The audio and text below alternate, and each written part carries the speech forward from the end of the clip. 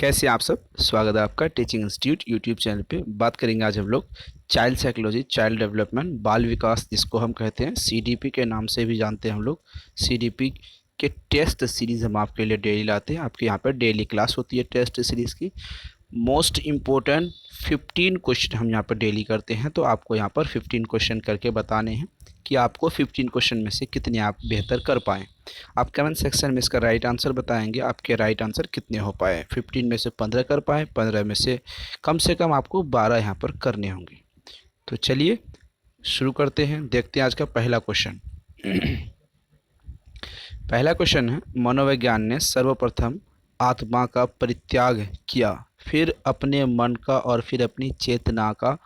अभी वह एक प्रकार से व्यवहार को संयोजक है।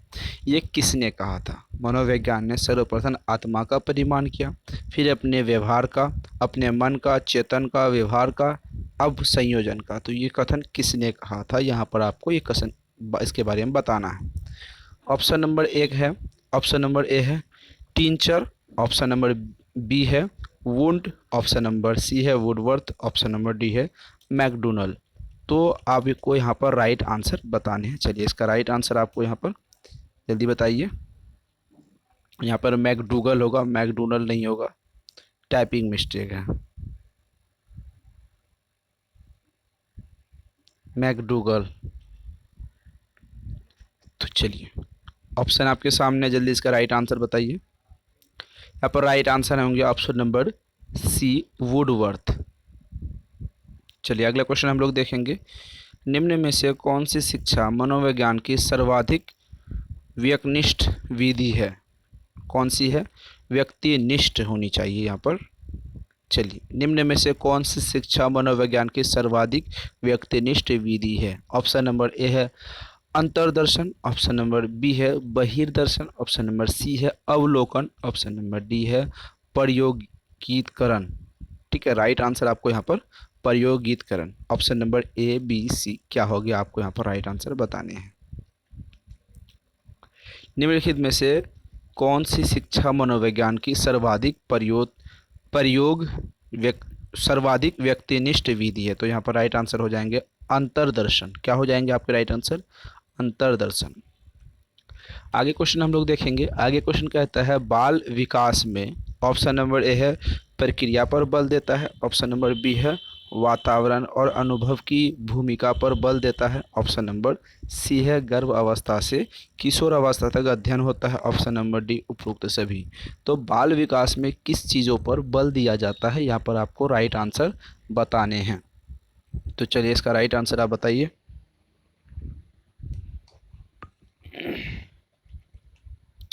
इसका राइट आंसर आपको जल्दी बताने हैं। यहाँ पर राइट आंसर हो जाएगा। यहाँ पर क्वेश्चन देखते हैं। क्वेश्चन कहता है बाल विकास, बाल विकास में प्रक्रिया, कौन सी प्रक्रिया? कोई स्पष्ट यहाँ पर ऑप्शन नंबर ए नहीं कहा गया है कि कौन सी प्रक्रिया पर बल देता है। तो ऑप्शन नंबर ए गलत हो जाएगा, ऑप्शन बी हो जाएगा वातावरण और अनुभव की भूमिका पर बल देता है। यहाँ पर बाल विकास की बात हो रही है, यहाँ पे चाइल्ड डेवलपमेंट की बात हो रही है। ठीक है, चाइल्ड डेवलपमेंट की बात हो रही है। चाइल्ड डेवलपमेंट में वातावरण के विकास और वातावरण का और अनुभव का भूमिका पर बल बिल्कुल भी नहीं होता। बालक के विकास का यहाँ पर बल होता है। तो बालक के विकास कब से होती है? गर्भ अवस्था, यानी कि बच्चे जब गर्भ में पलते हैं तब से वो किशोर अवस्था तक, जब बच्चे एडोलेसेंस हो जाते हैं तब तक उसका अध्ययन किया जाता है। यहाँ पर राइट आंसर आपके हो जाएंगे ऑप्शन नंबर सी गर्भ अवस्था से किशोर अवस्था तक। कब से?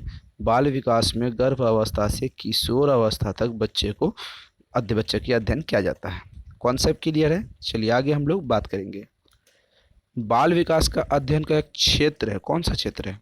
ऑप्शन ए है वातावरण का बाल विकास पर प्रभाव पड़ने वाले प्रभावों का अध्ययन, ऑप्शन बी बाल विकास की विभिन्न अवस्थाओं का अध्ययन, ऑप्शन सी व्यक्तिगत भिन्नताओं का अध्ययन, ऑप्शन डी उपयुक्त सभी। तो यहाँ पर आपको राइट आंसर बताने हैं। बाल विकास का अध्ययन का क्षेत्र क्या है? Option number A B C D, चार ऑप्शन आपके सामने, आपको यहाँ पर राइट आंसर बताने हैं। चलिए इसका राइट आंसर हम लोग देख लेते हैं। बाल विकास के अध्ययन का क्षेत्र क्या होता है? ऑप्शन ए देखते हैं, वातावरण का बाल विकास पर पड़ने वाला प्रभाव। हमने आपको जब लेक्चर वीडियो पढ़ाया था तो वहाँ पर बताया था बालक के विकास का जब हम लोग अध्ययन करेंगे यहाँ पर, तो बालक के वातावरण को जो विकास पर, वातावरण के आधार पर जो बालक के विकास होते हैं उनके प्रभाव का भी यहाँ पर अध्ययन किया जाता है। जैसे कि मान लीजिए एक बालक है वो पिछड़ी जाति से आता है, ठीक है, पिछड़ी जाति से आता है, उनको मूलभूत सुविधाएं नहीं मिलती है, तो उनके विकास में क्या हो जाएगी, शारीरिक और मानसिक क्षमताओं में दिक्कत आएगी, शारीरिक मानसिक क्षमताओं को इंक्रीज नहीं हो पाएगी। तो ऑप्शन नंबर यहाँ पर ए सही हो जाएंगे। इसका भी अध्ययन किया जाता है। इनके बारे में अगर यहाँ पर बच्चों की वातावरण के प्रभाव के बारे में समझेंगे तभी उस स्तर पे हम उसको शिक्षा दे सकते हैं। तो ऑप्शन नंबर यहाँ पर ए राइट आंसर हो जाएगा। ऑप्शन बी देखेंगे, बाल विकास का विभिन्न अवस्थाओं का अध्ययन। हाँ, यहाँ पर सही है, जैसे कि गर्भावस्था, बाल्यावस्था, उत्तर बाल्यावस्था, किशोरावस्था, तो सभी बहुत सारी अवस्थाओं के हम लोग यहाँ पर अध्ययन करते हैं। ऑप्शन डी भी बी सही हो जाएंगे। तो व्यक्तिगत भिन्नताओं का अध्ययन यहाँ पर है, इंडिविजुअल जो डिफरेंट होते हैं, व्यक्तिगत भिन्नता, जैसे कि कोई बालक की मंद बुद्धि होती है, कोई बालक की बुद्धि लब्धि बहुत अच्छी होती है। इस संबंध में हम क्या करेंगे कि बालक के अलग अलग स्तर जो होते हैं बालक के, सभी को हम अध्ययन करेंगे तभी उसको उचित शिक्षा हम दे पाएंगे। ऑप्शन नंबर यहाँ पर सी सही हो जाते हैं। तो इस हिसाब से ऑप्शन नंबर ए, बी, सी तीनों सही हो जाते हैं। तो यहाँ पर राइट आंसर, अगर एक से अधिक आपके राइट आंसर होंगे तो आपको ऑप्शन उपरोक्त डी रहेगा, तो वहाँ पर आपको राइट आंसर टिक करने हैं, उपरोक्त डी। चलिए आगे हम लोग क्वेश्चन देखते हैं। क्वेश्चन कहता है, शिक्षा मनोविज्ञान की दृष्टि से निम्न में से कौन सा कथन सत्य है? शिक्षा मनोविज्ञान की दृष्टि से कौन सा कथन यहाँ पर सत्य है, आपको यहाँ पर राइट आंसर बताने हैं। तो चलिए ऑप्शन पहला देखते हैं, बच्चे यथार्थ वही सीखते जो उन्हें पढ़ाया जाता है। ऑप्शन बी, बच्चे अपने ज्ञान का स्वयं सृजन करते हैं। ऑप्शन सी, विद्यालय में आने से पहले बच्चों को कोई पूर्ण ज्ञान नहीं होता। ऑप्शन डी, अधिगम प्रक्रिया में बच्चे को कष्ट होता है। तो ये आपके शिक्षा मनोविज्ञान की दृष्टि से कौन सा कथन सत्य है, ये आपको बतानी है। तो यहाँ पर राइट आंसर जल्दी आप बताइए, आपके हिसाब से राइट आंसर क्या हो जाएंगे?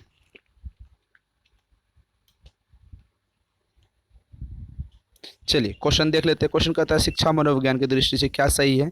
तो यहाँ पर बात करेंगे ऑप्शन नंबर ए, बच्चे यथार्थवादी वही सीखते हैं जो उन्हें पढ़ाया जाता है। ये बिल्कुल भी गलत है, क्योंकि एटमॉस्फेयर पे यहाँ पर सबसे बड़ी बात आती है वातावरण पे। मान लीजिए एक बच्चा है जो अपने घर में बिना पढ़ाए उसे बड़ों को देखकर अनुकरण के द्वारा जो सीखते हैं, तो वो भी तो एक सीखना है, वो भी तो एक लर्निंग है। वहाँ भी तो एक चाइल्ड साइकोलॉजी का, चाइल्ड डेवलपमेंट का एक क्षेत्र आता है। तो यहाँ पर ऑप्शन नंबर ए गलत हो जाएगा।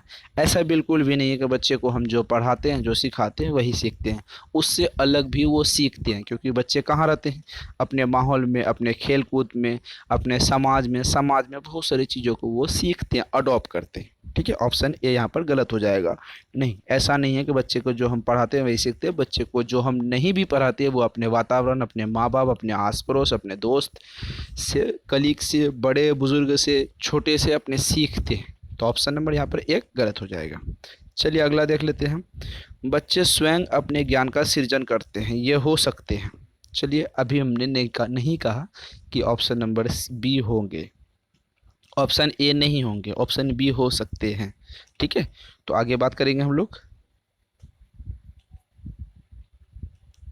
ऑप्शन सी देखेंगे, विद्यालय में आने से पहले बच्चे को कोई पूर्ण ज्ञान नहीं होता। हमने अभी ऑप्शन नंबर पहला जब आपको डिस्कस कर रहे थे, यहाँ पर हमने कहा बच्चे विद्यालय में आने से पहले को कोई ज्ञान नहीं होता। ये कहना बिल्कुल भी गलत है। क्यों गलत है?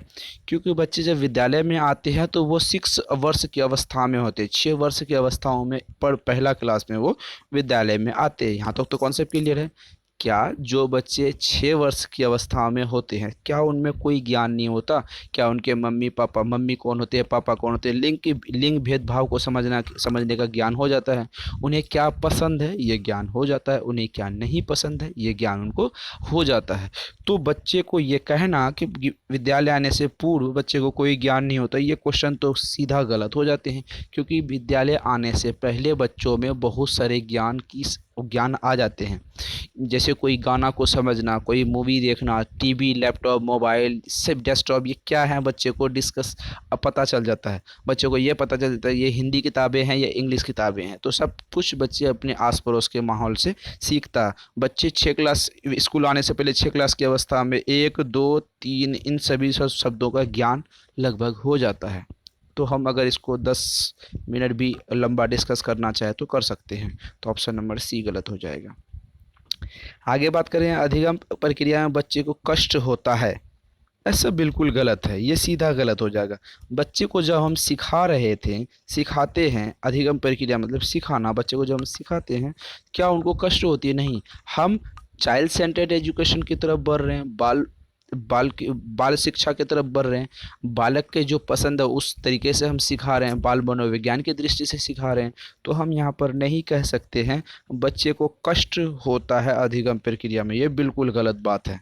तो ऑप्शन नंबर डी गलत हो जाएंगे, ऑप्शन नंबर सी गलत हो जाएंगे, ऑप्शन नंबर ए गलत हो जाएंगे। तो right answer option number B हो जाएंगे। कुछ ज़्यादा ही डिस्कस हो गई थी। चलिए आगे देखते हैं क्वेश्चन। बाल मनोविज्ञान तथा बाल विकास में प्रमुख अंतर क्या है आपको यहाँ पर बताने हैं। बाल मनोविज्ञान और बाल विकास। चलिए ऑप्शन नंबर ए अध्ययन पद्धति का, ऑप्शन नंबर बी है क्षेत्र का, ऑप्शन नंबर सी है कार्य का, ऑप्शन नंबर डी है उपयुक्त में से कोई नहीं आपको यहाँ पर बताने हैं। चलिए सबसे पहली बात, अध्ययन पद्धति का बिल्कुल भी गलत हो जाएगा, क्योंकि हम जो बाल मनोविज्ञान जो चाइल्ड साइकोलॉजी है और बाल विकास जो चाइल्ड डेवलपमेंट है, तो ये दो चीज़ें अलग अलग है। Child psychology and child development, बाल विकास, यहाँ पर बाल मनोविज्ञान और बाल विकास की बात करते हैं। तो दोनों का अध्ययन पद्धति बिल्कुल भी एक नहीं है। शिक्षक को दोनों की ट्रेनिंग लेने के बाद बच्चे को पहले बाल मनोविज्ञान के संबंध में समझते हैं बच्चों को, तब बालक के विकास के बारे में समझने के बाद उससे शिक्षा देते हैं। तो ये बिल्कुल भी गलत हो जाएंगे, ऑप्शन नंबर ए गलत हो जाएंगे। ऑप्शन बात करते हैं क्षेत्र का, ये हो सकते हैं। ऑप्शन नंबर डी सी होगा कार्य, यहाँ पर कोई वर्ग की बात नहीं हो रही है, यहाँ पे साइकोलॉजी की बात हो रही है, यहाँ पर डेवलपमेंट की बात हो रही है। तो यहाँ पर कोई हो तो एक मानसिक होती है, एक गुणात्मक होती है, ये मानसिक होती है और ये गुणात्मक होती है, तो यहाँ पर कार्य की बात नहीं होगी। तो ऑप्शन नंबर आपके राइट आंसर हो जाएंगे, ऑप्शन सी गलत हो जाएगा। तो अगर एक गलत हो गए तो उपयुक्त में से कोई नहीं, ये भी गलत हो जाएंगे। तो अब बात करते हैं, राइट आंसर आपके हो जाएंगे क्षेत्र। कैसे क्षेत्र गलत हो जाएंगे ये बात करेंगे हम, क्योंकि एक होती है ये बाल विकास का मतलब होता है शारीरिक परिवर्तन, हमारे जो शारीरिक, हमारे हाइट का बढ़ना, हमारी उंगलियों का बढ़ना, हमारे आँखों की साइज का बढ़ना, हमारे कद काठी का बढ़ना, ये होती है किसका बढ़ना, परिवर्तन के लक्ष्य में आता है। अब आते हैं मनोविज्ञान, इसमें रुचि आती है जो आपके इंटरेस्ट जगाती है, जिज्ञासा बढ़ाती है, क्यूरियोसिटी बढ़ाती है, आपको बिहेव का अध्ययन करती है, आपके लॉजिक का अध्ययन होती है। इन सभी का जो अलग अलग होते हैं यहाँ पर, तो क्षेत्र अलग होते हैं, ना कि पद्धतियाँ, ना कि कार्य, ना कि डी। ऑप्शन नंबर यहाँ पर राइट आंसर हो जाएंगे, ऑप्शन नंबर बी। ऐसे क्वेश्चन इन दी लाइफ कभी भी होल लाइफ में आपके एग्ज़ाम्स में पूछें तो आपको यहाँ पर 100% राइट आंसर देने हैं, ताकि आपको बेहतर तरीके से यहाँ पर हमने समझाया जो वो समझ आ गया होगा। चलिए आगे क्वेश्चन हम लोग देखते हैं।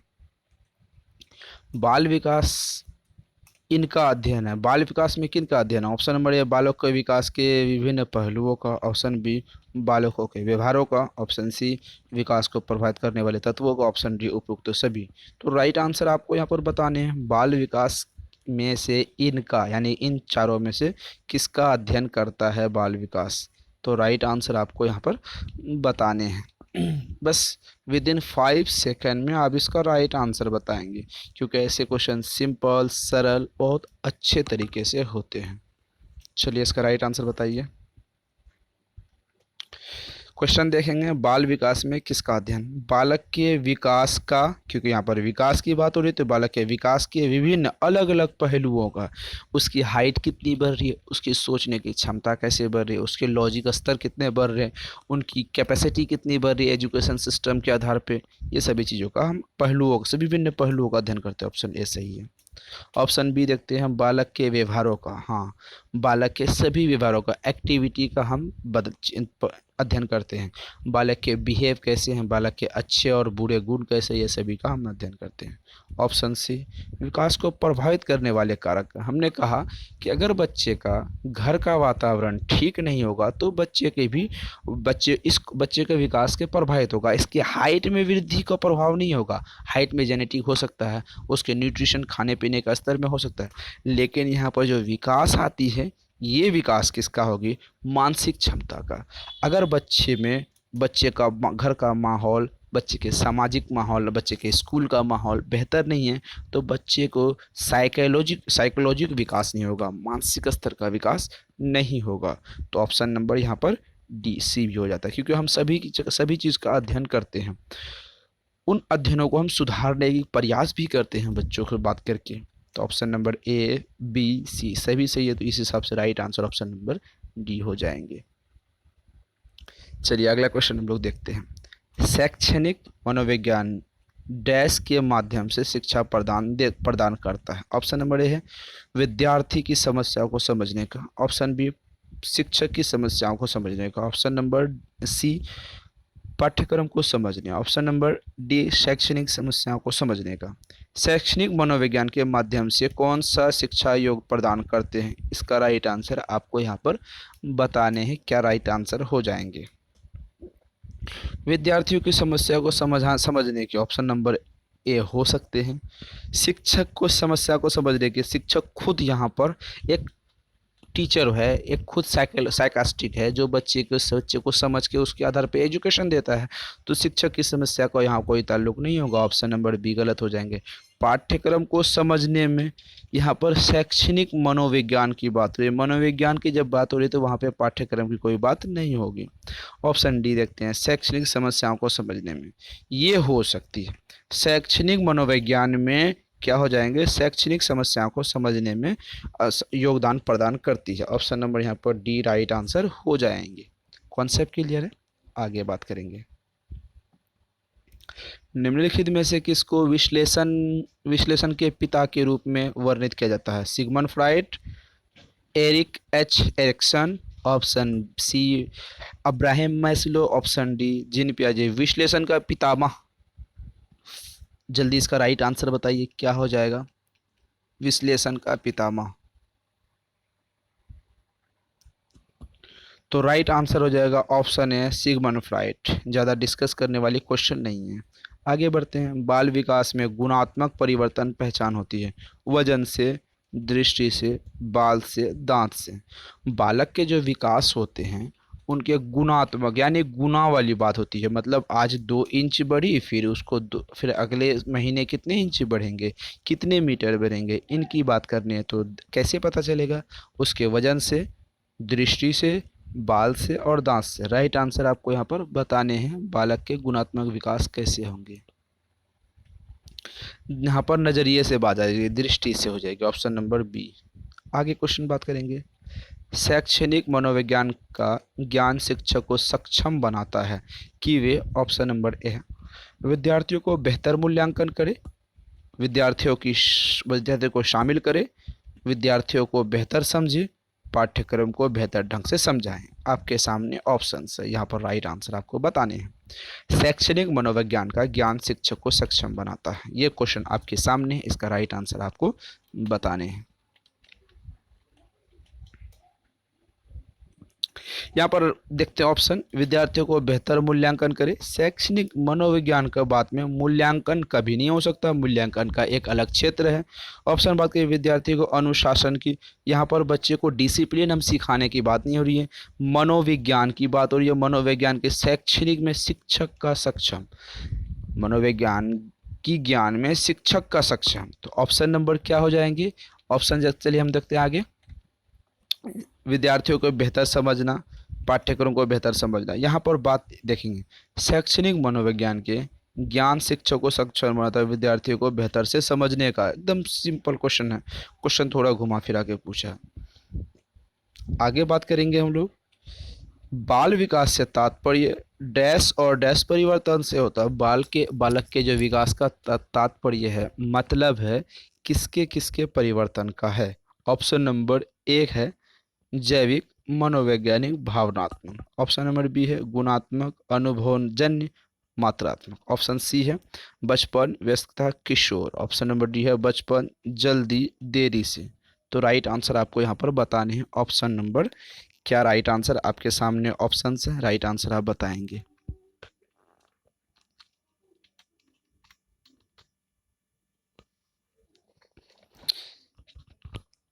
चलिए राइट आंसर देख लेते हैं, क्या राइट आंसर हो जाएगा। बाल विकास से तात्पर्य डैश और डैश परिवर्तन से है, गुणात्मक, अनुभवजन्य और मात्रात्मक। हमने अभी ऊपर वाले क्वेश्चन में पढ़ा। Option number B right answer हो जाएंगे। आगे बात करेंगे हम लोग बाल विकास निम्न से संबंधित है, किससे संबंधित है। ऑप्शन ई केवल मात्रात्मक परिवर्तन। ऑप्शन बी केवल गुणात्मक परिवर्तन। ऑप्शन सी गुणात्मक परिवर्तन मात्रात्मक परिवर्तन के अनुरूप होते हैं। ऑप्शन डी गुणात्मक परिवर्तन मात्रात्मक परिवर्तन के स्वतंत्र होते हैं।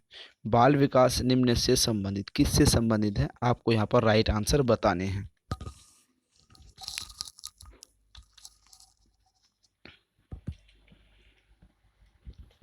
चलिए यहाँ पर देख लें केवल ऑप्शन गलत, क्योंकि नेगेटिव टैग वर्ड है। नेगेटिव टैग वर्ड जहाँ केवल, ये अभी ऑप्शन गलत, नेगेटिव टैग वर्ड है। ऑप्शन ए भी गलत हो जाएंगे। ठीक है, ऑप्शन सी देखते हैं गुणात्मक परिवर्तन मात्रात्मक परिवर्तन के अनुरूप, ये हो सकते हैं। चौथा देख लेते हैं गुणात्मक परिवर्तन मात्रात्मक परिवर्तन के स्वतंत्र है। स्वतंत्र बिल्कुल नहीं हो सकते, दोनों एक दूसरे से पूरक हो सकते हैं, ये स्वतंत्र नहीं हो सकते हैं। Option A B and D गलत। तो राइट आंसर हो जाएंगे आपके ऑप्शन नंबर सी गुणात्मक परिवर्तन मात्रात्मक परिवर्तन के अनुरूप, एक दूसरे के अनुरूप होते हैं। आगे क्वेश्चन हम लोग बात करेंगे 20वीं शताब्दी को बालक की शताब्दी कहा जाता है, यह परिभाषा किसने दी है। ऑप्शन ए है Murray, Adler, Crow Crow, J B Watson. Right answer आपको बताने हैं किसने दिया है। यहाँ पर राइट आंसर आपके हो जाएंगे क्रो एंड क्रो। क्या हो जाएंगे right answer, crow and crow. तो आज के लिए हमने क्वेश्चन किया मोस्ट इम्पोर्टेंट 15 क्वेश्चन हमने यहाँ पर आज किया। कितने क्वेश्चन किया, 15 क्वेश्चन। आपको इन 15 क्वेश्चन को कमेंट सेक्शन में बताना है, फिर व्हाट्सएप ग्रुप में बताना है। नंबर मैं आपको बता दूं व्हाट्सएप ग्रुप का, आप इस नंबर पे कमेंट व्हाट्सएप करके आप कंप्लीट नोट्स ले सकते हैं। क्योंकि आपको पता है सीटें बहुत कम होती है हमारे सभी टीचिंग एग्ज़ाम्स में, लेकिन विद्यार्थी बहुत ज़्यादा होते हैं। तो इन विद्यार्थियों को आपकी रीच से बाहर जो क्वेश्चन आते हैं उन क्वेश्चनों को हल करने के लिए आपको नोट्स लेनी चाहिए। नोट्स लेने के लिए इस नंबर पे आप व्हाट्सएप करेंगे तो आपको कंप्लीट नोट्स मिलेगी। क्योंकि सिर्फ पास होना अब मायने नहीं रह गई है, अब यहाँ पर बात आती है क्वालिफाइड करना। तो इसके लिए आपको बेहतर प्रिपरेशन करनी होगी। बेहतर प्रिपरेशन के आपको हम तैयार है करवाने के लिए। आप नोट्स लेंगे तो आपके रिजल्ट में बेहतर मार्क्स आएंगे। तो चलिए मैं बता दूं नोट्स 7634993536। तो फिर मिलते हैं अगले वीडियो में। Thank you.